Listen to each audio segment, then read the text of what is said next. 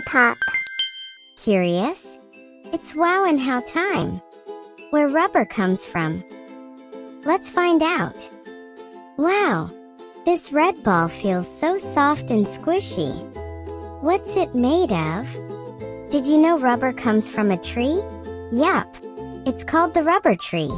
Inside the tree, there's a milky white sap called latex. That's the stuff we use to make rubber. Farmers make a tiny cut in the bark, and the latex slowly drips into a little bowl.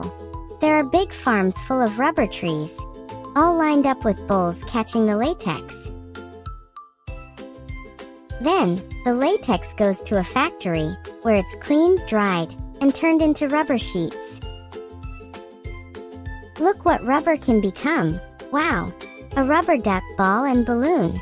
Can you guess which one is made from rubber? Spoon flower or balloon? The right answer is balloon. Isn't that cool? And that's a wrap from Wow and How. See you soon in the next one.